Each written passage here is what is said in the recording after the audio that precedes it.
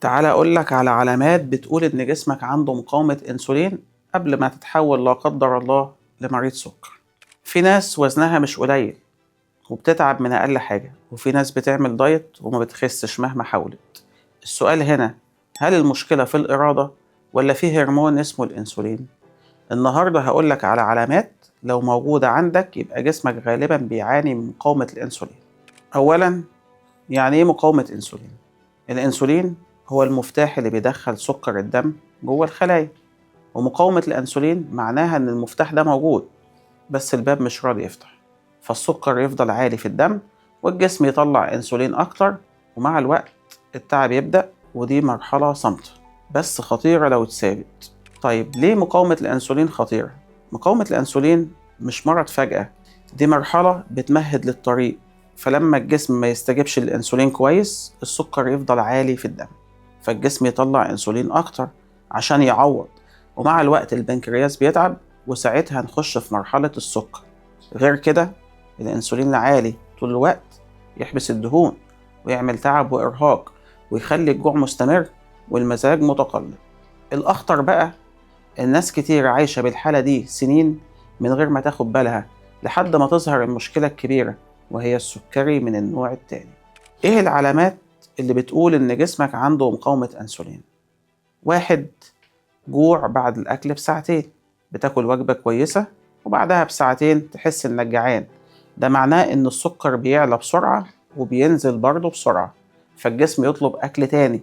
العلامة دي بتشير إن الأنسولين مش شغال بكفاءة. تاني حاجة، رغبة شديدة في السكريات، لو نفسك دايما في حاجة مسكرة ده مش ضعف إرادة، ده طلب من جوه جسمك، ولما الخلايا ما يدخلهاش السكر كويس بسبب مقاومة الأنسولين الجسم يفتكر إن الطاقة قليلة فيطلب سكر تاني، وعشان كده الرغبة في السكريات بتكون علامة مهمة على مقاومة الأنسولين.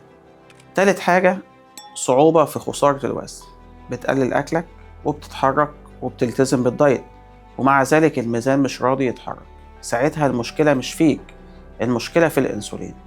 لما الأنسولين بيفضل عالي الجسم بيقفل الحرق وبيفتح التخزين، فالدهون تفضل محبوسة كأنها في خزنة مقفولة، ومهما تقلل أكل مش راضية تطلع. عشان كده مقاومة الأنسولين بتخلي خسارة الوزن أصعب حتى مع المجهود. رابع حاجة، كرش أو دهون في البطن، لما الأنسولين بيفضل عالي الجسم بيختار يخزن الدهون في أخطر مكان اللي هو البطن، عشان كده تلاقي ناس وزنها مش عالي قوي بس الكرش واضح، ودي مش صدفة، ده غالبا علامة مقاومة أنسولين. ودهون البطن بالذات بتلخبط الهرمونات وتصعب الحرق. خامس حاجة، تعب ونعاس بعد الأكل، المفروض إن الأكل بيصحيك مش بينيمك، لو كل ما تاكل بتحس بتقل أو كسل أو نعاس يبقى فيه مشكلة. اللي بيحصل إن سكر الدم بيطلع فجأة وبعدين بينهار، الهبوط ده بيسحب طاقتك ويخلي جسمك منهك، وعشان كده النعاس بعد الأكل علامة مهمة لمقاومة الأنسولين. سادس حاجة، اسمرار في الرقبة أو تحت الإبط، علامة جلدية مهمة ناس كتير مش بتاخد بالها منها، اسمها الشواكل الأسود وبترتبط بمقاومة الأنسولين.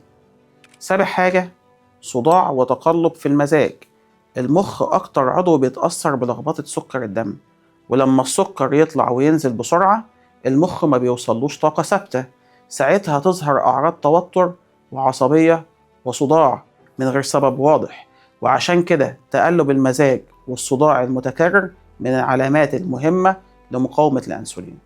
طب نحمي نفسنا إزاي؟ الخبر الحلو بقى، مقاومة الأنسولين مش حكم مؤبد ولا حاجة مستمرة مدى الحياة، دي حالة بتتحسن جدا أول ما تغير طريقة تعاملك مع جسمك، ولما تبطل السكر والنشويات السريعة وتدي جسمك أكل يشبعه بجد زي البروتين والألياف، وتدخل حركة بسيطة في يومك زي المشي مثلا أو حتى رياضة بسيطة، هنا الجسم بيبدأ يفوق والأنسولين بيرجع يشتغل صح واحدة واحدة. الخلاصة، مقاومة الأنسولين إنذار مبكر، اللي بيسمعه بدري بيلحق نفسه. قول لي في التعليقات كم علامة حسيت إنها عندك، واكتب لي وأنا أقول لك تبدأ منين وإيه هي التحاليل المطلوبة.